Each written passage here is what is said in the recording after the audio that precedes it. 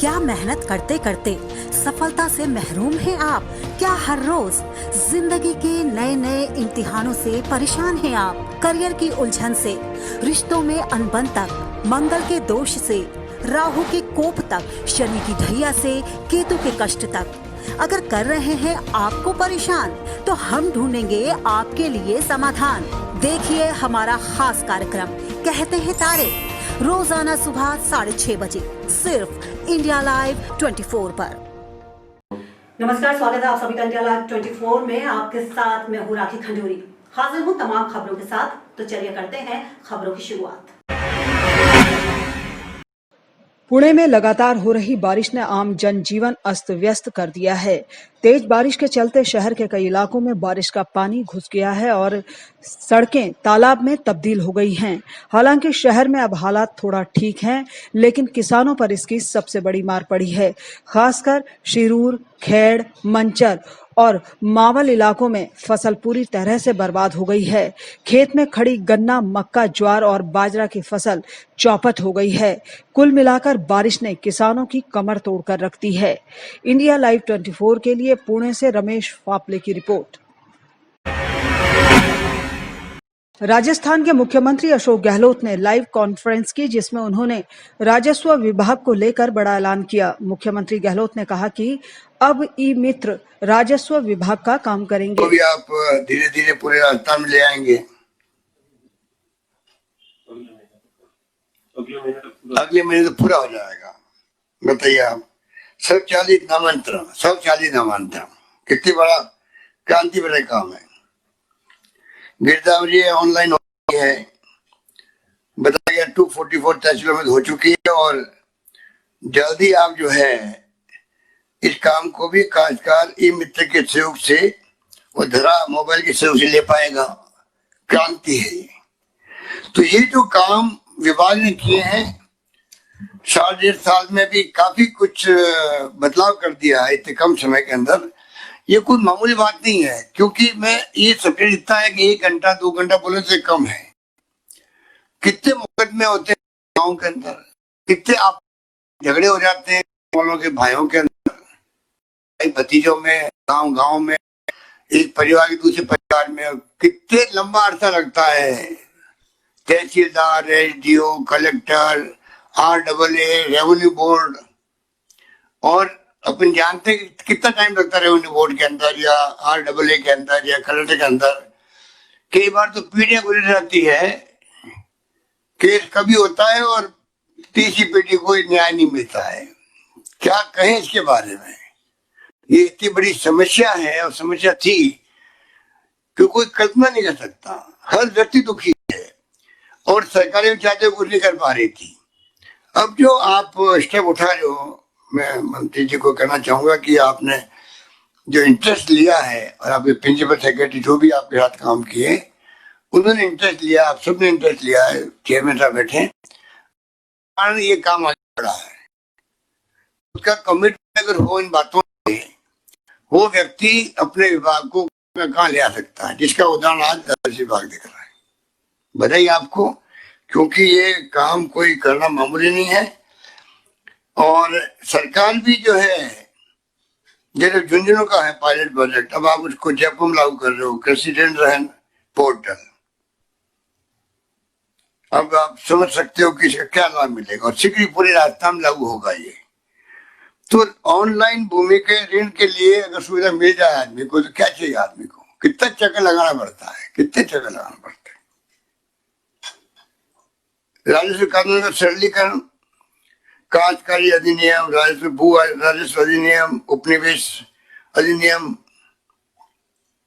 और सीएस की अध्यक्षता में जो प्रिंसिपल सेक्रेटरी सचिव की अध्यक्षता में। इंडिया लाइव 24 के लिए जयपुर से चाहत पराशर की रिपोर्ट।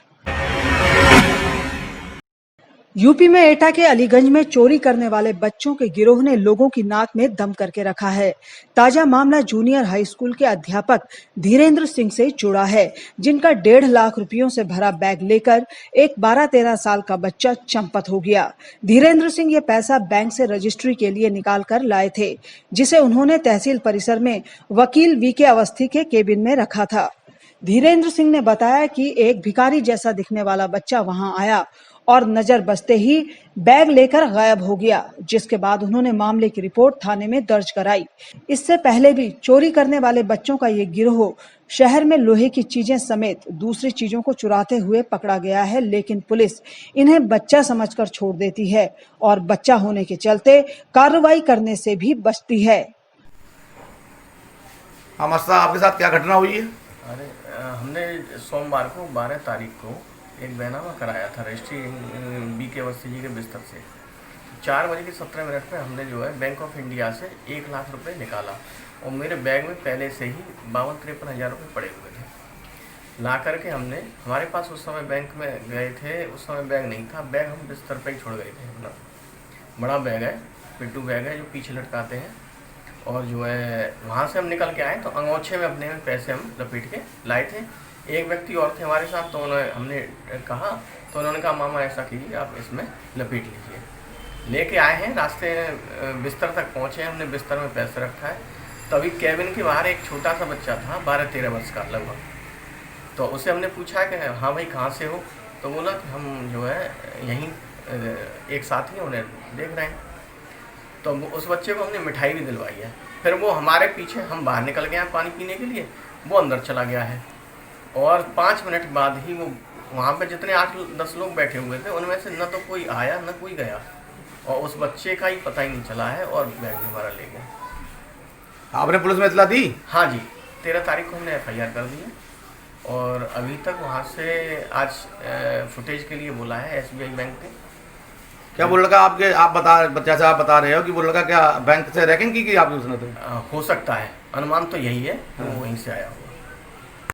इंडिया लाइव 24 के लिए एटा से संदीप शर्मा की रिपोर्ट। सैदपुर तहसील के देवचंदपुर ग्राम में किसान सेवा केंद्र पेट्रोल पंप पर रात 9:40 पर 2 गाड़ियों में पेट्रोल भरवाने बदमाश पहुंचे थे। पेट्रोल भरवा कर पैसा दिया व 500 रुपये बकाया भी दिया। उसके बाद गार्ड शिव मूरत सिंह से कहासुनी करने लगे। तभी त्रिभुवन नारायण सिंह व नीरज पांडे समझाने की नीयत से बाहर आए तो उन्हें देखते ही उत्तेजित होकर गालियां बकते हुए मारपीट व फायरिंग करने लगे, जिनमें मुख्य करमवीर सिंह व आनंद सिंह थे। फायरिंग में त्रिभुवन नारायण सिंह की गोली लगने के कारण मृत्यु हो गई व शिव मूरत सिंह गार्ड व अजय कुमार पांडे घायल हो गए। सूचना पर पुलिस अधीक्षक द्वारा घटनास्थल का निरीक्षण किया गया तथा पेट्रोल पंप के मालिक से घटना के संबंध में जानकारी ली गई तथा अभियुक्तों की शीघ्र गिरफ्तारी के लिए संबंधित को आवश्यक दिशा निर्देश दिया गया। कर्मचारी गार्ड तो वही थे, हम लोग भी इधर थे और किलर 2-3 तो इधर उधर भग गए थे। अपना पूरी जानकारी हमको बताइए। मतलब गोली चलने पर कला किलर जो थे वो भग गए थे अपना डर के मारे। क्या हुआ था जब वो लोग आए तेल भराए? तेल भराने के बाद पैसा दिए और 500 रुपया पहले का बाकी था वो भी दिए। उसके बाद जाने लगे तो कला अपना जाने क्या मतलब वो गार्ड को देख के बोले कला कि बंदूक बंदूक हमके मत दिखावा, नहीं तो मारा भी जब छिछड़ा उड़ जी।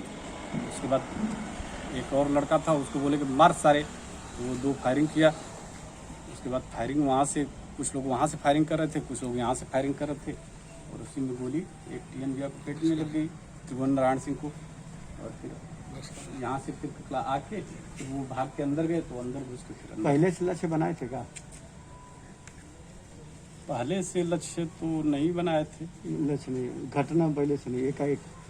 कोई आपसे अदावत भी नहीं रही होगी? नहीं, आपसी अदावत नहीं था कोई, मान लीजिए एकाएक तो घटना घटी। ठीक, क्या वो लोग नशे में थे? नहीं, नशे में तो नहीं। पहले से लक्ष्य तो नहीं बनाए थे। लक्ष्य नहीं, घटना पहले से नहीं, एकाएक। कोई आपसे अदावत भी नहीं रही होगी? नहीं, आपसी अदावत नहीं था कोई, मान लीजिए एकाएक तो घटना घटी। ठीक, क्या वो लोग नशे में थे? नहीं, नशे में तो नहीं।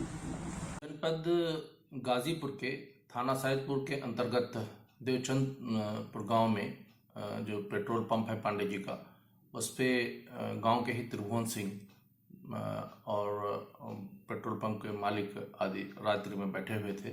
गांव के ही शनि उर्फ करमवीर सिंह तथा ढोलक सिंह 5-6 लोगों के साथ 2 गाड़ियों से आए, तेल भरवाया और उसके बाद इन लोगों की आपस में कुछ कहासुनी हुई, जिसमें करमवीर सिंह ने भी फायर किया और त्रिभुवन सिंह ने भी लाइसेंसी राइफल से फायर किया, जिसमें त्रिभुवन सिंह को गोली लगी है और गार्ड शिवमूरत सिंह भी घायल हुए हैं। दोनों लोगों को इलाज के लिए अस्पताल बनारस ले जाया गया, जहां पर त्रिभुवन सिंह की मृत्यु हो गई है और घायल शिवमूरत सिंह खतरे से बाहर हैं, उनका स्थानीय बनारस में इलाज हो रहा है।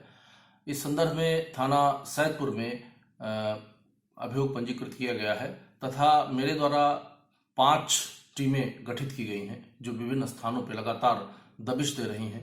इस घटना में जो भी अभियुक्त हैं उनकी एफआईआर दर्ज की गई है और नामित किया गया है। उनकी शीघ्र ही गिरफ्तारी करके आगे की कार्रवाई की जाएगी।